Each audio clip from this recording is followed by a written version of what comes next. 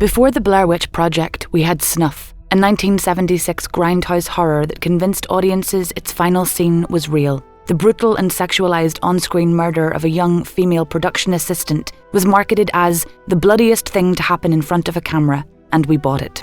SNUFF wasn't real, it was fiction, but it inspired real outrage and prompted playwright Sarah Daniels to create Masterpieces, a play we're reviving for Ireland in 2020. Why? Because we want to talk about porn, about violence, about the ways we paint women and the ways we censor them. And to start that conversation, we've gone face to face with the experts. These are their voices. Just cover up something, two consenting adults having consenting sex just because it's not quite to our taste. Oh, let's just cover it up and hope that it goes away.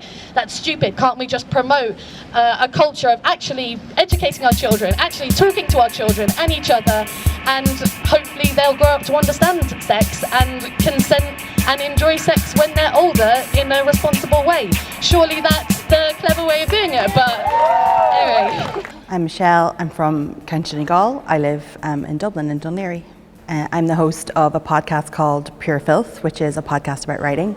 It's an Irish podcast about sex and sexuality. Michelle McCormick's podcast Pure Filth exploded onto our airwaves just last year, bringing kink out of the shadows and into casual conversation, with candid discussions about sex toys, swinging, bondage and more. At a time when we're struggling to navigate a global epidemic of violence against women, the world of whips and chains might seem like an enemy of the cause. But since nothing's ever that straightforward, we went face to face with Ireland's own kink guru to talk about how not to censor female sexuality. Annette, my friend Sarah and I, when we realised we were having lots of really great, interesting and helpful conversations between ourselves and with our other friends about sex and sexuality in our own lives, and we thought that we were so lucky to have a group of friends that we could talk about those topics with, and we realised that probably not every Irish woman does, so we wanted to open up that conversation and create a space for Irish women's sexuality in this day and age. Over the years, I do think attitudes to sex in Ireland have changed. People are more liberal and people are more adventurous.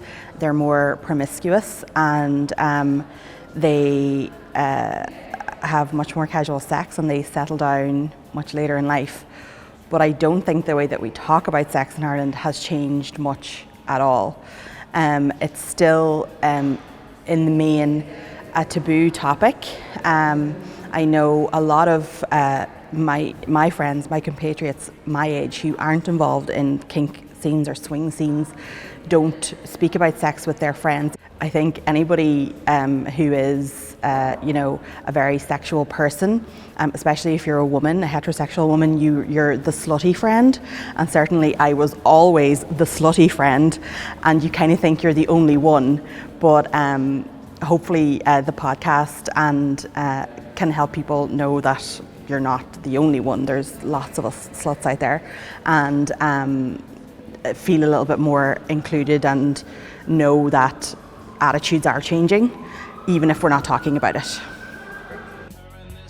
A poll conducted by the journal.ie in 2015 revealed that a third of Irish people think we need to talk more openly about sex, with only 15% of respondents feeling we're doing enough talking. Before I started the podcast, I had been pretty heavily involved in different alternative sexuality communities for years. In my early 20s, I first stumbled across sex blogs and sex communities online, like FetLife.com. The kink community in Ireland is something that I didn't think existed until I joined FetLife and discovered that there was an active kink community in Ireland. It's a group always increasing, I think probably of about 300 to maybe 500 active members who attend events that range from casual meetups in the pub where you can go after work in your regular clothes and meet other people who are involved in alternative lifestyles and the alternative community,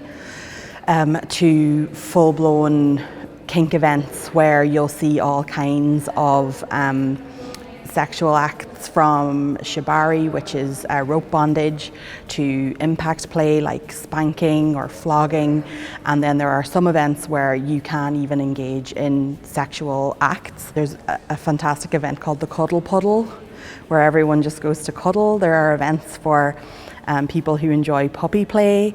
There are events for submissive women and events for dominant women, submissive men, dominant men, by women, by men. Just there's something for everyone on the Irish kink scene. It's a very welcoming and inclusive community that I think surprises anybody that gets involved. I think the reason that people don't know about the kink community in Ireland is that one of the tenets of any kink community is discretion, especially in a country like Ireland where we have historically been extremely narrow-minded. While the community themselves are very welcoming, there is this veil of secrecy around it that is very strictly upheld for what people would see as good reasons. Kink and alternative sexuality can be used as ammunition to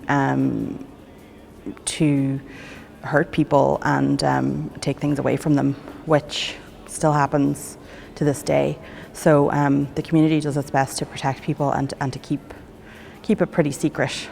FetLife.com, dubbed the Facebook for Kinksters, has over 3.5 million users worldwide, with over 48,000 users based in Ireland. So the perception is that this is something that, freaky people do to kind of get their kicks, and that's all there is to it. That couldn't be further from the truth. Something that I think a lot of people don't understand that is, for the most part, kink is all in the mind. Fetish is all in the mind. It's not an act. It's something psychological.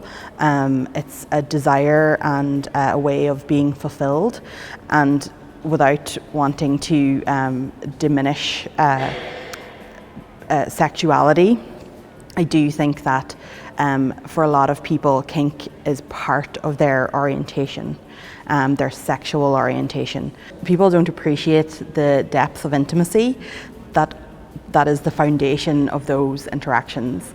Of course, you can do kink on a casual basis and you can have a casual interaction with anyone, but the majority of people who are involved in the kink scene in Ireland are couples, and are couples who have been together or married for years.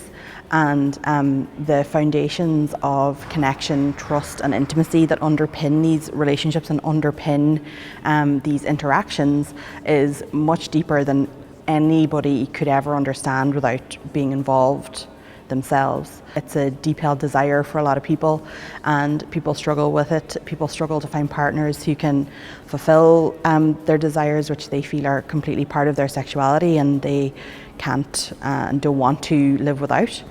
Ever since we became 50 Shades Wiser, kink has been the subject of extensive media coverage and, on the surface at least, a greater degree of open conversation. Searching for kink in Ireland on Google, however, throws up over 2 million results that include the terms secret or dirty. The difference between violence and kink is consent, plain and simple. Of course, there can be impact and things that appear violent, but if it's something that both parties actively want to be engaged in, the harm that comes out of a potentially violent act is sort of mitigated. That's not to say that every kink scene or every kink act is consensual, because that's not the case. There are the same issues of consent within the kink scene as there are within mainstream sex. A 2012 survey conducted within the kink community in the US revealed that 95% of responding members believe consent can be withdrawn at any time and cannot be coerced. Conversely, a 2016 Planned Parenthood survey revealed that almost 70% of responding men engaging in vanilla sexual relationships believe consent cannot be revoked once the sexual act has begun. Even if you have a doctorate in consent, you still may not be comfortable in saying no, and the person you're having sex with may not hear your no, even if you did say it. So there's definitely two aspects to the consent discussion within kink. On the one hand, there's a much higher level of understanding of consent, and there's a much higher standard for it. And the way that this manifests is that at events, even just casual events in the pub, attendees will be told, don't touch someone unless they've given you permission to touch them. And This doesn't mean, kisses or hugs. It means don't do that thing where you put your hands on someone to get past them. And, don't embrace someone, don't give them a smack on the arse, things that if you went to coppers you wouldn't think twice about. But it also means that because of the discussions are at such a high level and it's so reinforced, the same predatory people and the same people who do want to take advantage of vulnerable people are much more skilled in doing that. It's a two-headed beast. There's a much higher standard to be met, and everyone talks a great talk, but not everybody walks the walk. As recently as last year, certain kinds of kink and pornography were still criminalised under UK law, belying a widely held suspicion that engaging in kinky sex can plot a trajectory to real-world violence. A 2013 survey revealed 30% of kinksters have experienced consent violation. That's not good, but it's not wildly different to results from more generalised surveys either. It's worth pointing out as well that not all kink and not all fetish contains violence. There are many, many acts of kink that are extremely loving and caring. There are many, many acts of kink and fetish that have absolutely nothing to do with hitting or hurting. BDSM is one type of kink, it's one particular group of fetishes, and it definitely doesn't comprise the whole of kink. FetLife.com lists 587 separate kinks, ranging from cuddling to crucifixion, talking dirty to trampling, sexting to scarification. I don't think that there is a link between kink and transgressive violence. I can understand why people make that direct correlation, but what I think is that sexual violence and rape culture existed long before video existed, long before the internet existed, long before a kink community ever existed, and it will continue to exist. And while I think communities and media certainly can feed off rape culture, I don't think they cause it in any way, until everyone is invested in making sure that their interactions with someone else are consensual and they take ownership of that themselves. Nothing is going to change in any community. People getting involved in the kink community do need to take ownership of their own safety and be very circumspect about who they trust and the kind of events and scenes that they involve themselves in. All of these acts that you see in on Pornhub or Brazzers or wherever are advanced. They are for people who know what they want, know what they like, have had a sexual history and have done explorations in themselves, by themselves, and have negotiated a scene with a partner.